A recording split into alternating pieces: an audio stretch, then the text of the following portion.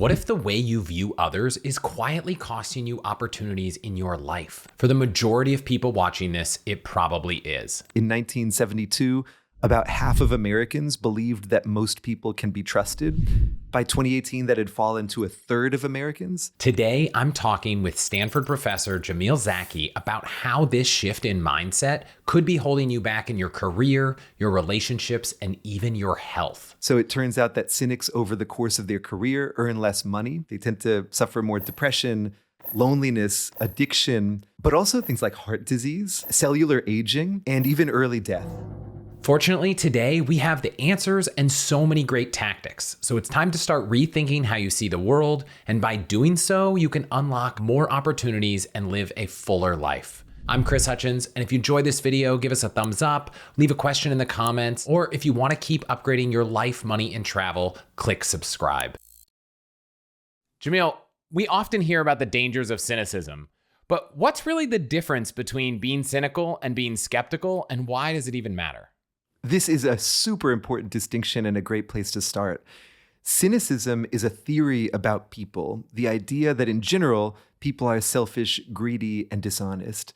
It's really actually an assumption that we make and then we force onto all of our interactions. Cynics, for instance, will pay lots of attention to the worst things that a person does and think, aha, I have evidence for my case, and they'll ignore or explain away the better things that a person does. In other words, they're thinking like a lawyer in the prosecution against humanity. Skepticism is different. Instead of having an assumption about people, skeptics want as much evidence as they can get. If cynicism is a lack of faith in humanity, skepticism is a lack of faith in our assumptions. So where cynics think like lawyers, skeptics think like scientists. And because of that, they can adapt more to new situations, right? They're not naive.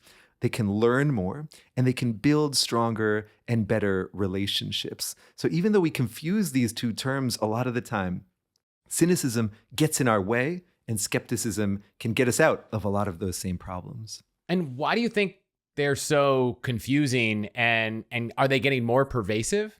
Well, unfortunately, the one that we might want less of, we have more of now than we used to.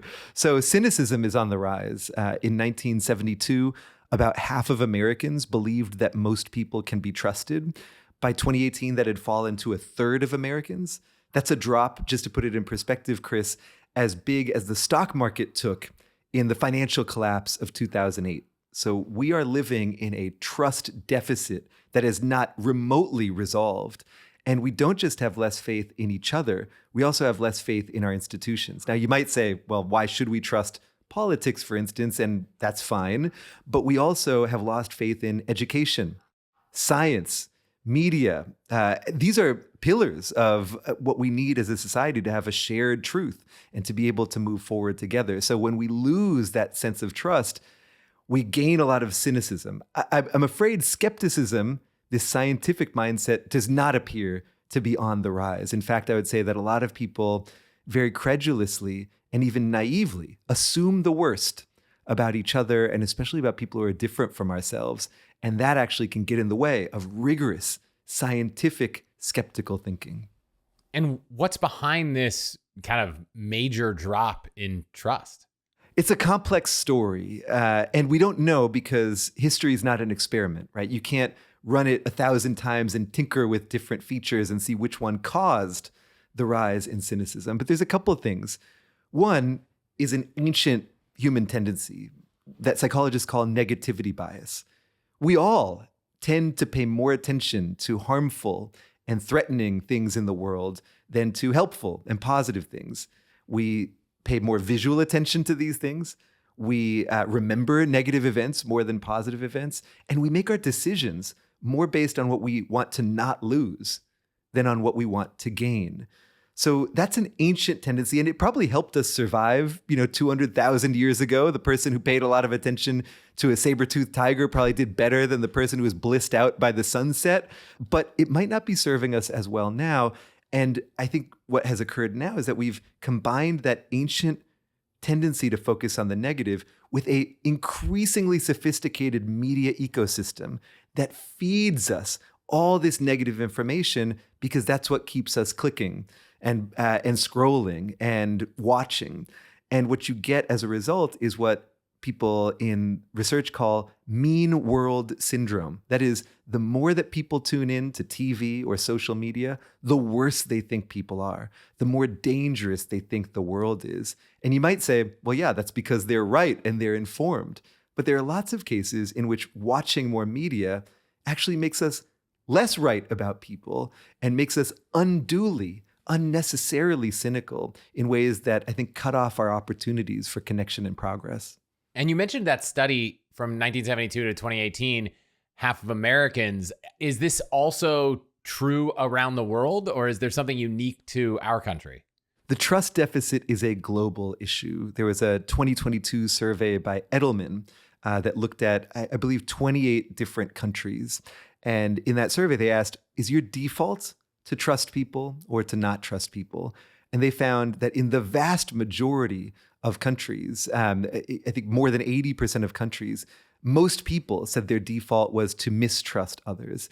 So we are going through really a global rise in cynicism, not just an American one.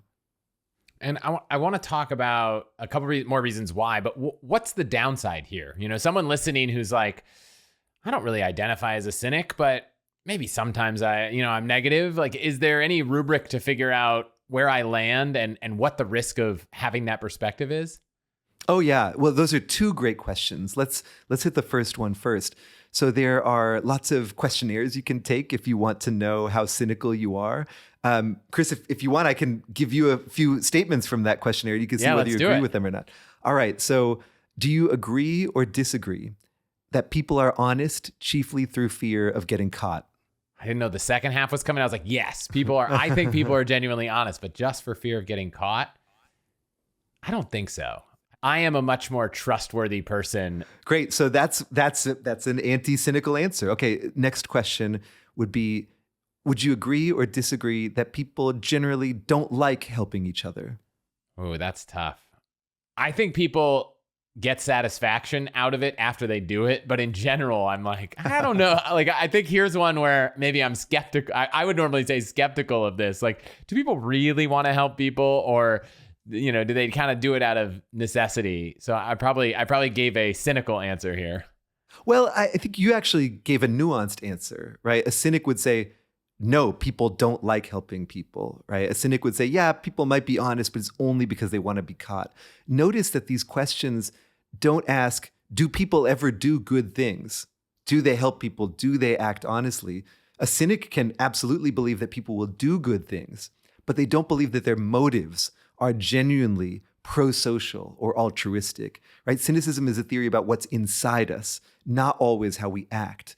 So a cynic would say, yeah, people might be nice, but that's not really who they are. So questions like that are a great way to assess our cynicism. You can also look at the reactions that you have when it's time to put faith in somebody, to enter a business partnership, to make an investment, to confide in a new friend. If you feel a lot of apprehension during those moments, if you feel like you're kind of sure that it's not going to work out well, that might suggest that you are tending towards the cynical side.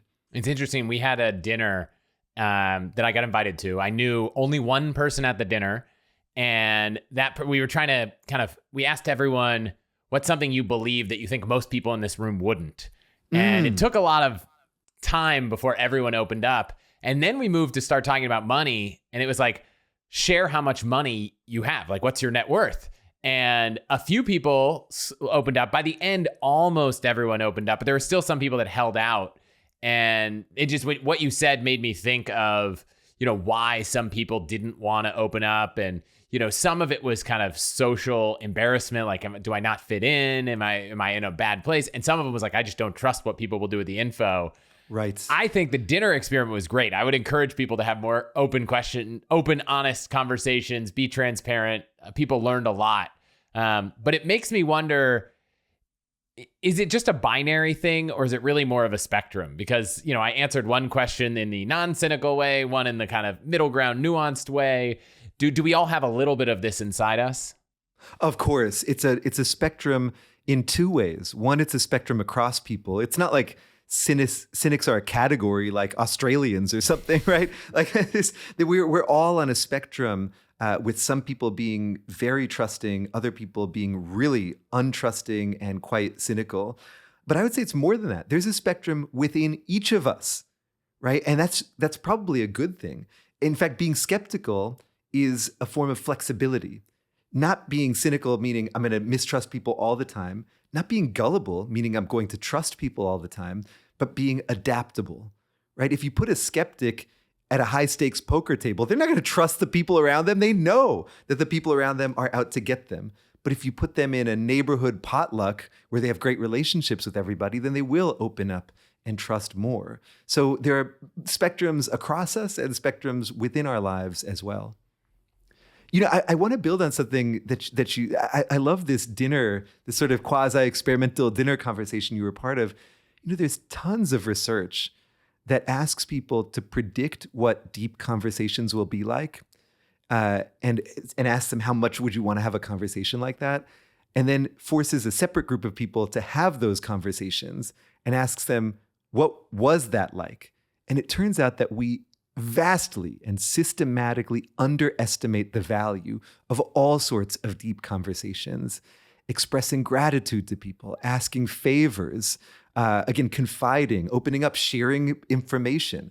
People imagine that those conversations will be cringe and awkward and unproductive, maybe even damaging. And so we don't have them. But when you force people to have those conversations, they are so glad to have had them. You know, I happen to be a runner, and I often do not want to go on a run. I just don't want to do it. But then afterwards, I'm glowing. I'm so glad that I did it. And what I try to do is in a pre-run, with my pre-run inertia, to remind myself of what my future self will think.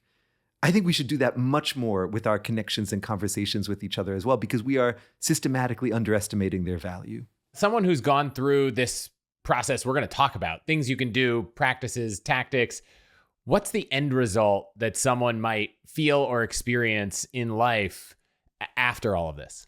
Yeah, no, this is a great question. And it actually, I want to loop back to a previous question I didn't answer, which is, what are the costs of cynicism? Because I think the costs of cynicism and the benefits of overcoming cynicism, of course, are related. So it turns out that living a cynical life carries enormous and very diverse costs.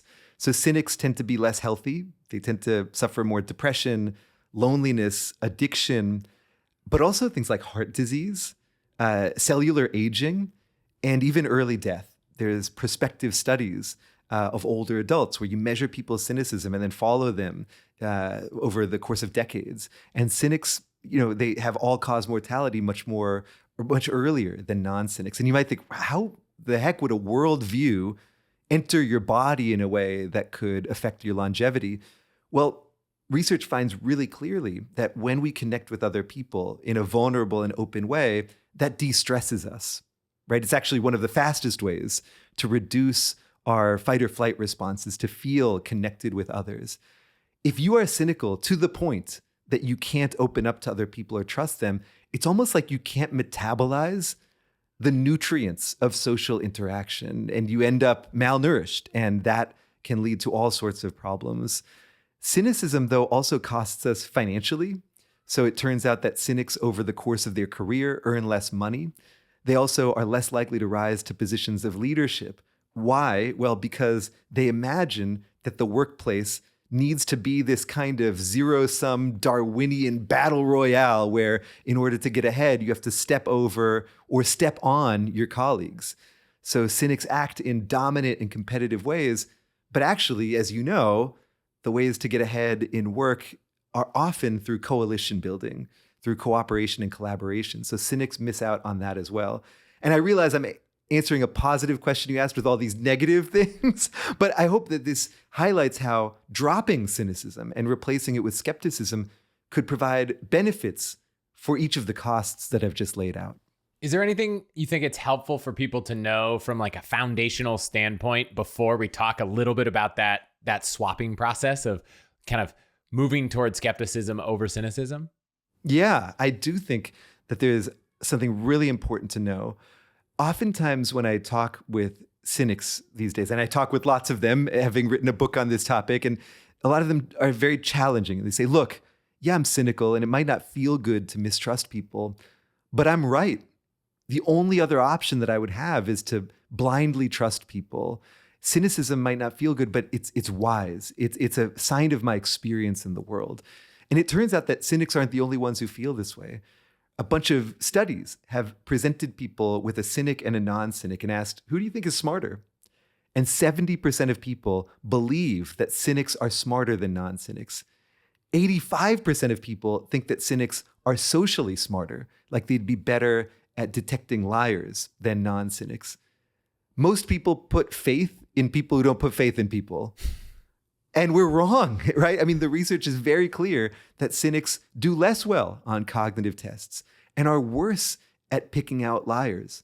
Why is that? Well, if you have a blanket assumption about all people, you stop paying attention to who people really are and what they're showing you. So you lose the ability to discern and to understand who you can trust and who you can't. So that's a point that I want to make at a foundational level, is that you might think, oh, cynicism, it feels bad, but I need it in order to be right. It turns out it's making us less right about each other. Wow. Okay. So are there actually any benefits to being a bit more cynical in certain scenarios? I don't think so. I think that there are lots of benefits to being skeptical, right? So I want to be really clear. When I say that we should dump cynicism, I do not mean that we should trust everybody or act as though the world is just a bunch of sunshine and roses. I'm not saying that we should put on rose-colored glasses.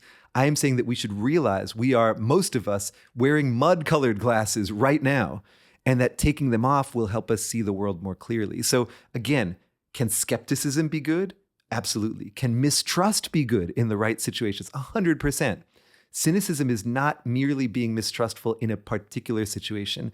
It is a blanket assumption about all people. And I think in general, stereotypes about all of humanity are just not useful. They're instinctual, but just because our instincts guide us someplace doesn't mean that we need to go there. We talked about how it's kind of pervasive around the world, but does it exist more in older or younger generations? Yeah, it actually turns out that younger generations are more cynical and less trusting than older generations. Among Gen Z, only 18% of people believe that most of humanity can be trusted. And I think that's for a couple of reasons, and I'm speculating here. One, that they're the most online generation that we have, right? At least that are adults. And two, that we've taught them to be cynical. You know, older adults, parents, for instance, think that their kids will thrive if they believe the world is dangerous and competitive. And so we instill those beliefs in our kids. We tell them all about terrible people that they should avoid and make them feel as though strangers are dangerous and that they need us watching them all the time to avoid being kidnapped, for instance. And of course, there are real dangers in the world. But when we emphasize them this much to our kids, to our students, to the younger people in our lives, we end up shrinking their worlds, shrinking their willingness to connect and to trust, which I don't think actually is very good for them at all. Wow. Okay, so the antidote, I guess, is this hopeful skepticism, as you call it. How is that different from optimism? Great question. Optimism, and as you can tell, as a social scientist, I love separating linguistic peas and carrots, right? I think that it's really important to know when two words that are sometimes used interchangeably have very different meanings. Optimism is the expectation that the future will turn out well. And there's a couple of things about that. One, it can lead us to complacency. If you think, hey, things are going to be great no matter what I do, why do anything, right? And second, if those expectations are unmet, it's very easy for optimists to be disappointed and turn into, you guessed it, cynics, right? Because they say, oh, I thought that was going to work and it didn't. Hope is not the same. Hope is not the belief that the future will turn out well. It's the belief that the future could turn out well. I know that's subtle, but it's basically a sense of uncertainty, a sense that, hey, there is a future that I want. I don't know if it's going to come to pass, but in the uncertainty, there's power for my actions to make a difference. So where Optimists tend to be complacent and lay back. Hopeful people move forward. They lean in and try to envision a pathway to the future that they want and then take actions along that pathway, right? So hope is much more action-oriented. It's much more practical than optimism. And because of that, it tends to be a more successful strategy. It's more related to both happiness and attaining our goals than optimism is. Interesting. So it's not today's going to be a great day. It's today could be a great day, and here's what I need to do to make it a great day. That's a beautiful way of putting it, Chris. Absolutely. And so how does someone start to cultivate this hopeful skepticism? Like, what is the process by which someone listening to this right now could say, okay, I'm bought in, right? I maybe have done a little bit of self-evaluation, and maybe I'll ask you to send me some of these diagnoses. We'll put some links in the show notes. But now how do you start to move yourself towards more hopeful skepticism? It's a great question. And the framework that I want to offer, Chris, is that I want us to stop thinking like lawyers and start thinking, acting, and sharing like scientists. And the theory underlying this is that hope is not, again, sort of sunshine, roses. It's not pie in the sky thinking.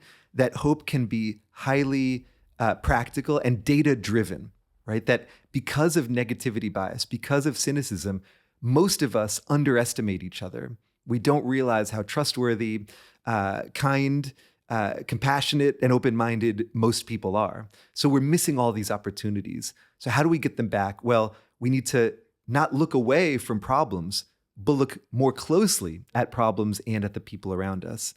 So that's the framework. What are the steps? The first step is to think more like a scientist.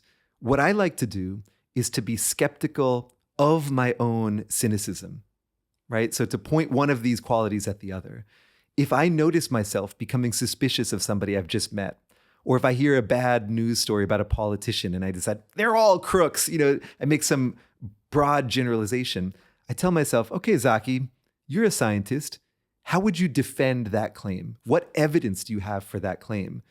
And oftentimes we find that we're actually acting and thinking on instinct and assumptions instead. So I think that a first step is to interrogate our cynical beliefs and thoughts and realize when we don't have enough backing for them. And at that point, I could imagine it would be a stressful life to be like, well, every time I want to say something, I have to make sure that I've done the research to be able to say it. Is there a lever to say, okay, well, in this case, it doesn't really matter? Or how do you prevent a little bit of like skepticism paralysis of constantly judging yourself? That's a really great question. I think that we need to ask ourselves when we're making decisions that matter, right? It might not matter if you get angry at the person who cut you off in traffic and decide they're a jerk. That's probably inconsequential to your life. But if you're thinking about entering a new business partnership, or if you are falling in love, or if you're struggling, or if you're trying to think about whether there's hope for a sustainable future in terms of the climate. These are things that matter to us. If you're working with a belief that matters to you, a decision that matters to you, why wouldn't you want to bring as much evidence to that decision as possible, right? So I think it's a prioritization issue, right? And we all have our different thresholds. I don't think you need to apply rigorous skepticism to every thought that floats through your mind. But whatever you think crosses threshold, whatever you think is important, that might be time to focus more intently. Now, this might just be me, but I find myself being maybe too frequently skeptical of like, oh, well, what about this? What about this? What about this? And then I go sometimes as far as to, someone will say something and I'll kind of challenge it. I'll be like, I want to understand whether this is really the case. And then sometimes I end up convincing them that maybe it's not. And then I just switch sides and I'm like, well, let's go back. And now let's like interrogate whether, I was wrong in the first place. Any tips for just kind of like letting it go sometimes if you've, maybe we're jumping to the 201, but it's like now you've become good at being skeptical, but, I feel like it can be a bit of an abrasive personality trait at times. If that was the broadest problem that we had in our culture, I think we'd be much better off. I do not think that there's an epidemic of people thinking too hard about their decisions and their perspectives. In fact, I would say there's an epidemic of certainty that we're dealing with, of people being too sure and not being willing to entertain the opposite point of view, right? I mean, I get it, what you're saying, Chris, and I think that I myself, as a scientist and as a pretty skeptical person, can get in that back and forth a little bit too much, where it's like, where is the center? But I don't think that that's most people's problem. Now, if that is a problem for you, as if somebody listening has that issue, I think that one way to sort of ground ourselves is through what's known as values affirmation. So my colleague at Stanford, Jeff Cohen, has this great set of studies where he gives people a list of 20 things that might matter in their lives. Connecting with other people, being funny, being successful, being athletic. And he says, okay, pick one of these that matters a lot to you, and then write down why it matters to you and how you express that in your life. Grounding ourselves in who we want to be and what we want to contribute to the world can help us with some of that uncertainty paralysis. Now, it might not help us with figuring out what we think the right tax code should be, but it can help us with at least grounding ourselves in what we care about as we contemplate things that matter to us and what position we want to take on them. You said that, maybe we have the problem that people are too certain. How do you, as someone who learns these skills, engage people who don't have them? Wow, that is a terrific question. I think that one of the best ways so really what we're talking about here is humility and curiosity. So if you have that, and the person that you're talking with is really sure of themselves and incurious about other perspectives, what do? Well, first, let's acknowledge it's an uphill battle, and it might not work every time. But the research is actually pretty clear on this, that the best way to open somebody's mind is to show that you are open to theirs, right? That people reciprocate styles of conversation. So if you ask a lot of questions, and again, I'm not saying this is a guarantee, it's not a lock, but if you ask somebody a lot of questions, you might find that they start asking you more questions. There's research from folks at Harvard on what's known as conversational receptiveness. So these people bring folks into the lab and have them disagree about things that they feel very strongly about. And you can imagine that a lot of these conversations do not go well. But they teach some of these folks a recipe for conversational receptiveness, and it goes as follows. 1, when you see common ground, point it out. 2, ask a lot of questions, and not just questions about a person's beliefs or their opinion, but about their experiences. Not just what do you think, but why do you think that? What made you think that? And 3, when you are uncertain, say so. Don't pretend to be confident about things that you're not. They found, these researchers, that when you trained one person who was in an argument on conversational receptiveness, the conversation went much better. People liked each other more. But here's the crazy thing.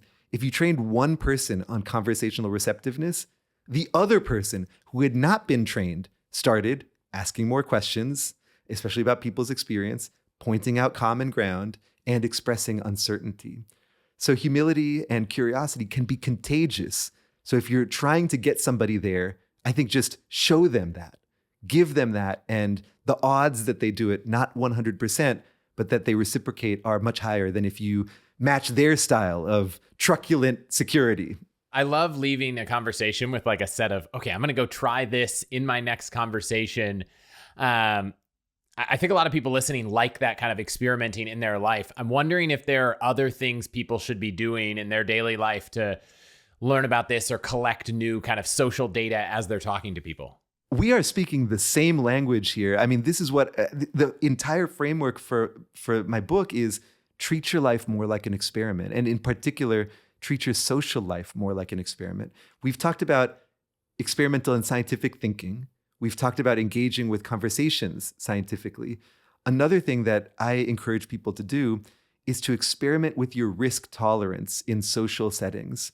And that is, I would argue that most of us are too risk averse. We underestimate how trustworthy others are, for instance, and we don't trust them, even though in many cases we should, to get the thing that we want. And I think there's reasons for that. If you're betrayed, you will remember that for years, maybe decades, right? Those experiences live on in our mind. So trusting when you were wrong is very clear. But mistrusting when you were wrong shows up how? As a missed opportunity, right? That person could have been my best friend, could have been a business partner, but they're not. Except those missed opportunities are invisible. We can't see the counterfactual where a great thing would have happened.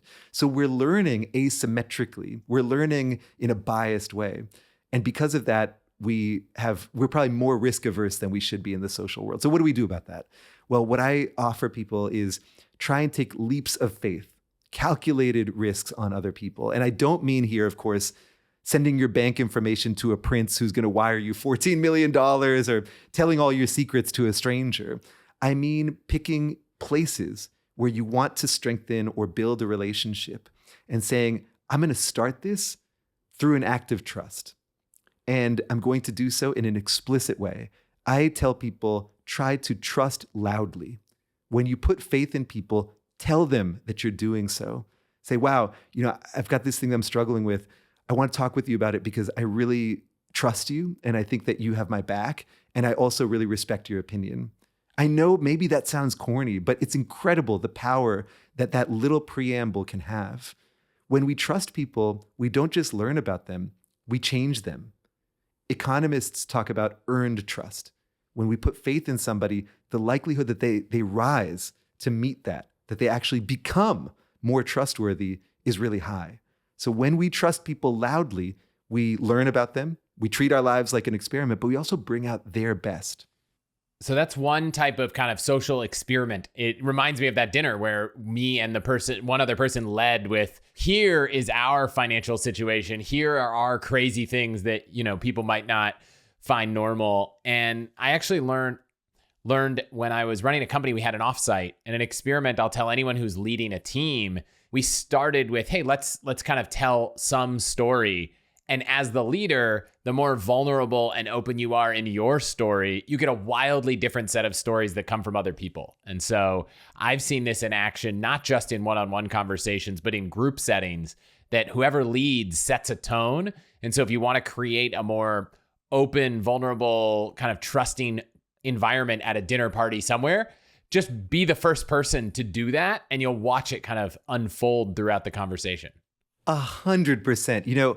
I think a lot about Heisenberg's uncertainty principle, right? That when you observe matter, when you observe particles, you change them in a way. I think that we don't realize how much we are surrounded by Heisenberg's colleagues and friends and family, that the version of a person that you see depends on who you are and how you're opening the conversation, right? So a cynic will assume that a person is untrustworthy, that they're closed off, that they're judgmental, and they'll act the cynic in a way that belies that. And because of that, the other person will close off and become more judgmental and become even more self-centered. And the cynic will say, aha, I had that person's number right off the bat, not realizing the influence that they had in creating the situation. So that's another piece of loud trust. It's a way to own and take responsibility for our power as social beings to shape the people and situations around us. And inevitably, someone will have an experience where giving that trust and being vulnerable turns out to have been a bad decision in that specific moment. Being trustworthy with others and getting taken advantage of, or bad things happening. What do you do if you're someone in that situation? Well, first, I want to express solidarity to folks in that situation. I myself struggle with cynicism all the time because of, I guess, a sense of broken trust early in my life, right? And so I think a lot of us have long histories that make it really hard to open up in this way. And I think that one of the things that I would recommend there is to look at the totality of the data. Remember negativity bias. Remember that, again, we'll go back to the traffic example. Let's say that somebody cuts me off in traffic. I'll remember that person all day, but I won't remember the 1,000 people who were obeying traffic laws all around me, right? Plane crashes is a news story. 60,000 planes land safely, making this the safest year for planes in history is not a story. But we could tell ourselves better and more complete stories. So one thing that I experiment with in the book, I call encounter counting. That is, make a log of all the interactions that you're going to have in a given day. predict how you think that those interactions are going to go if you decide to inject some trust into them. And then at the end of the day, compare your predictions to what actually occurred. If you're like most people, and again, there's a bunch of research that backs this up, you are probably systematically underestimating how positive and productive those trusting and vulnerable interactions will be. That's not to say that all of them will fit that bill. So you might indeed be disappointed by one or two of those interactions, but make sure that you're not just remembering those one or two, you're remembering the other 8 or 11 that were positive, right? A lot of this is really allowing the data to make their way into our consciousness, not just letting the negative information stick and the positive information wash away into the landfill of lost experiences. Yeah. So is that as simple as just, at the end of the day, do a quick recap of everything that happened? Do you need to do it in the moment? Look, I'm not assuming that people have time to stop, after every conversation they have and fill out a journal entry. So when I do it, I do it at the beginning and end of a day. It takes about 5 minutes at the beginning of the day and 5 minutes at the end of the day, right? So for instance, I might say, well, today I'm going to have 3 meetings with my graduate students and postdocs. I'm going to have this great conversation with you, Chris. I'm going to meet a friend for lunch, and I'm going to have dinner with my family, right? And I might say, well, how do I think all of those interactions are going to go? I might have surprise interactions, but I'll just say, how do I think those are going to go? And then again, at the end of the day, just reflect very quickly. And again, for me, one of the funny things here is that even knowing all the science, I still tend to underestimate how interactions are going to go. I think, oh man, I'm a little bit tired. I kind of don't want to have these 3 meetings all back to back. It just, I don't know. It seems a little bit, I'm just not really with it. So I'll say, I think that's going to be a 5 out of 10 on how positive it will be. And then afterwards, I'm like, that was a 9. And even knowing the science, I still find myself surprised by how well interactions go. And most people do who do this type of exercise. So the trick is, can we take in enough data so that we stop being surprised, so that we update our priors, if you want to be Bayesian, or update our expectations to be more accurate? I love this science approach, right? You're basically treating your life like a little experiment with the end goal of living a happier, life with deeper connections. So data is very important in the scientist's role. What role does kind of intuition and gut have in all of this if we're kind of pushing to be scientists?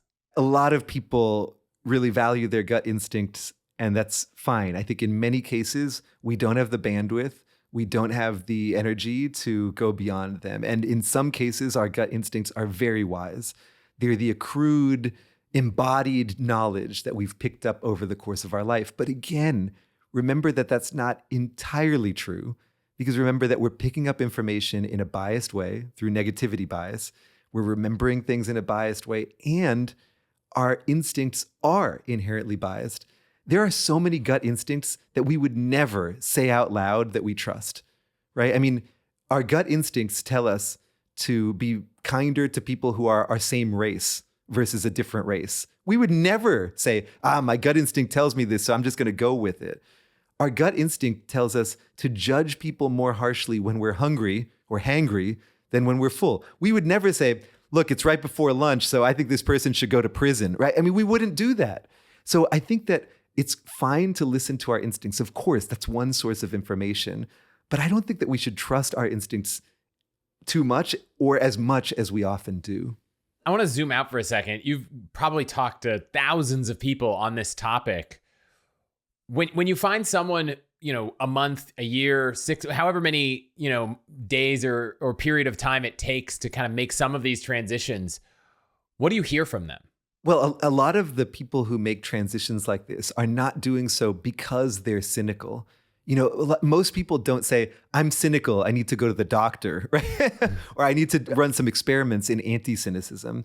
Instead, they go because of the side effects of cynicism. So depression and anxiety are 2 big side effects of a cynical life. And so a lot of the techniques that I'm sharing with you now around treating your life as an experiment are actually part of cognitive behavioral therapy, right? CBT, therapists challenge people's notions. They say, okay, you have depression. You think that you're worthless. How would you defend that claim? Or you have social anxiety, you think all your friends hate you. Well, has anybody ever been nice to you? Like, what is the evidence for this claim? And then these CBT therapists will have people do behavioral experiments where they do much the same things that we're talking about now.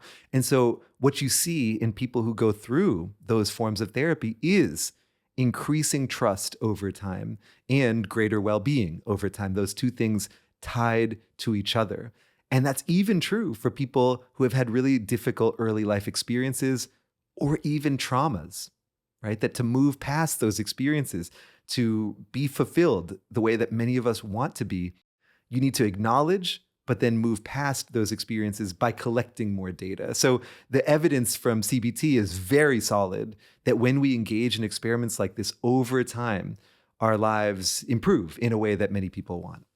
And there are two areas of life we talk about a lot on the show that I'm curious how this transition or spectrum of cynicism to skepticism, maybe even all the way to optimism, affects. One is personal finance. And you mentioned that people, might make less and get fewer wage increases as cynics. But I'm wondering if there is any other kind of learnings or research you've seen on how your personal finances, your savings, your investing kind of are affected by these different spectrums and behaviors. It's really interesting. I don't know of direct work tying cynicism to personal investing or personal finance, but I could speculate. I could speculate that in general, cynicism is a low tolerance for risk in a number of different domains. And a lot of the time, if you're investing, you are counting on people, right? If I invest in Apple, it's because I think that they will do good things. It's an act of trust towards that company. If I invest as a VC, well, I'm putting a lot of faith in a person. That's a relationship. So you can imagine how a general distrust of others would cause us to kind of keep our funds way closer to ourselves, to not be as risk tolerant. And I think risk tolerance, of course, can go wrong on either side, right? So there are people who are much too risk seeking, but I think that cynics, I would imagine, might be too risk averse in ways that could limit their opportunities. And then the other is just around the general concept of optimization, right? Like I think a lot of people listening, like me, want to be more optimal in lives, want to make good decisions for our health, for our family. And sometimes that leads down kind of an analysis paralysis rabbit hole. And how does this play in that world? I think that we are extraordinarily suboptimized in our social lives. We are facing right now an epidemic of loneliness, depression, even self-harm has increased. I mean, there is a lot of really troubling trends in our well-being. And I think a lot of those have to do with a great sense of disconnection that we have, a sense of isolation and atomization. That is simply not an optimized way to live because we are fundamentally social creatures. So I think that in essence, cynicism is at this point a barricade. It's blocking us from the types of connections that most of us want. And even if we don't know we want them, we need them to optimize our own lives and our culture, right? And I should say, I think of optimization not just at the personal level. You talked about it at the family level, which I think is so important, but it's also a cultural thing, right? The ability to engage in collective action, to function as a democracy, to make decisions together. And trust is the foundation of that as well. Economists find that trusting nations grow economically more over time than lower trust nations. They're also more civically engaged. People vote more. They donate more to charity. They help one another more. So to the extent that we want not just healthy and optimized lives, but healthy cultures, I think that trust on a broad level, building trust, building connection is absolutely fundamental. You got me thinking a little bit about, the effect of society as people age and the kind of communities they create. I was fortunate that my grandparents on my mother's side retired into a retirement community early and stayed there for years building a great community. I know not everyone does that. And so We talked a little bit about how to manage a conversation with others, that you might have, whether it's a stranger or not. But what about when it's family and you have siblings or uncles or parents or grandparents that have this kind of cynical perspective that you want to help change, but not in the dialogue standpoint, not we're debating politics and I want to hear your side, but I want to really help you see a different perspective so you live longer, so you're happier. How do you approach those conversations? Oh, wow, that's a really deep question. When I experience somebody who I care about who's being really cynical, and I do have people like that in my own family, I try to, again, open with curiosity, but also I think underneath a lot of cynicism is pain and apprehension, maybe fear as well. And I think that oftentimes to the extent, and I'm not telling you people to try to become sort of amateur therapists, but I do think that it's important to say, wow, what makes you feel that way? If you hear somebody just expressing general mistrust, like, was there an experience that got you there? I think sometimes, or another way of doing it, well, what would you want? I think that's an important thing that people aren't often asked about their social lives. A cynic might say, oh, people can't be trusted. Well, if you could trust people, what would you want? Would you want to be part of a stronger community? Would you want to be less alone? And I think getting people to state their values and their goals can be a powerful way to start in getting them to say, well, and what if you wanted to what are some of the barriers to that goal? Maybe cynicism in this case is a barrier to that goal. And you can say, hey, I just heard a podcast that suggests that your cynicism is unnecessary and that people are probably better than you think. So why don't we treat your life like a social experiment, just like I'm doing with mine? Yeah, so I guess the answer is just send them this and say, I really like this podcast, check it out. And it just happens to be the week that this episode comes out. And it's like, oh, that one, or the week before. Yeah. Maybe you'll get lucky. What if we move the other way down the spectrum to people with kids or that one day will? Obviously you're saying Gen Z has an even less trust than almost every other generation. I have 2 children that are, toddlers right now. But if the trend is both macro society is losing trust and younger people are losing it faster, what can parents do to kind of course correct? I think about this all the time as the dad of 2 young children myself. And what I try to do is remember the vast influence that my worldview has on their worldview. Now, you can talk till you're blue in the face about how, hey, people are good. But if you act in cynical ways, your kids will pick up on that instead of what you're saying or above and beyond what you're saying. So I try to model things like trusting loudly around my kids and show them that this is how their father acts, not just what he talks about. Another thing that I try to do is what's known as positive gossip, right? So we, as I've been sharing, tend to think in negative terms. But we also tend to share in negative terms. People love giving 1-star Yelp reviews to humanity and to life, and that can get us some clout. People, it's sort of shiny to be real negative. People sort of think you're funny or wise or clever. But I tried to do the opposite, especially with my kids, to come up, if I'm going through the world and I'm going to see them that night, I try to make sure that I bring home with me one example of a positive event that I saw, somebody acting kindly or being open-minded or being generous. And it's not hard at all to find those examples, but knowing that you want to share them kind of pops up an antenna in your mind where you see them more often. And then the last thing I'll say is that one of the most powerful things we can do if we want our kids to be more open and trusting is to be trusting towards them. I think a lot of parents want their kids to have a positive worldview, but then don't give their kids any freedom to explore the world. And that's because of a very human, really noble desire to protect them that I think gets twisted into a perception from them that if they were alone, there are predators and horrible people everywhere. So if we helicopter our kids too much, we are basically embedding a type of psychological fragility in them. We're making it harder for them to trust the world and themselves. So I think that those 3 pieces, right? One is to gossip positively.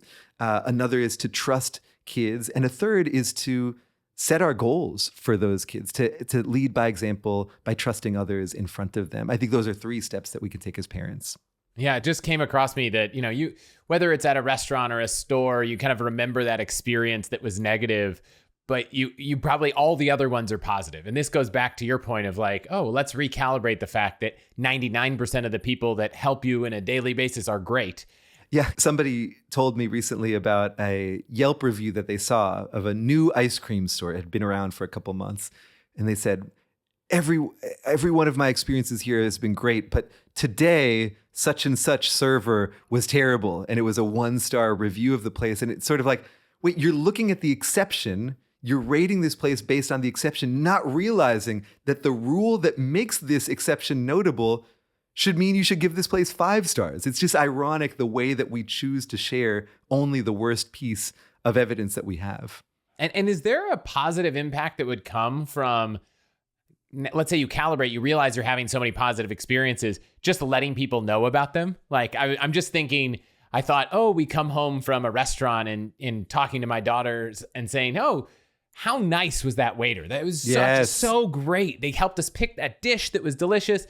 But that's at home and reflecting on it. Is there an impact we can have on that person by in the moment telling them how that experience was? I love this. In the book, I call this social savoring, right? So savoring is our ability and our choice to enjoy the good things as they happen. And I do this with my daughters all the time. They're 8 and 7. And so we'll do things like we'll do an ice cream eating class, right? Where we'll get ice cream, but instead of just scarfing it down, we'll say, what do you like about this, right? Tell me about the texture. Tell me about the flavor. What do you want to remember about this? To focus and be intentional and mindful about enjoyment. And I try to do social savoring with them as well. When somebody acts in a positive way around us or towards us, I try to really make that part of the conversation in the moment. If possible, bringing in that person to the conversation as well. I'm really just co-signing and putting a name to what you've already shared, but I think that type of savoring can be so powerful for our kids, but let's be frank, Chris, for us as well, right? Yeah, I think I also heard you indirectly say that anyone listening who enjoys this show should leave us a 5-star review because it's just a great thing to do. Would that be a fair assessment of what you just said also? I think it would be the healthiest thing for the listener themselves. If you as a listener want to be happy, make sure to give this show a 5-star review. I love that. That is a great takeaway. And then also, you've got a book about this topic coming out. Everyone that reads it should also give you a 5-star review for their own sake. Please. And the more enthusiastic your review, the more it will help you. I love this advice. This has been great. I have a lot of tactics I want to put into place. I'm going to get a couple of those diagnostics from you and put them in the show notes along with everything else. Anything else you want to share before we take off? And please make sure people know where they can find everything you're doing. No, this has been a brilliant conversation. I love we've gone to places that I was not expecting and have not been before with this topic. So I just really appreciate your engagement. Hope for Cynics, The Surprising Science of Human Goodness, is available wherever you get books. My lab at Stanford, the Stanford Social Neuroscience Lab, is at ssnl.stanford.edu. I work with organizations, communities of all sorts. So it's pretty easy to find if people want to talk further. Yeah. Thank you so much for being here. This has been great. Yeah. Thank you, Chris.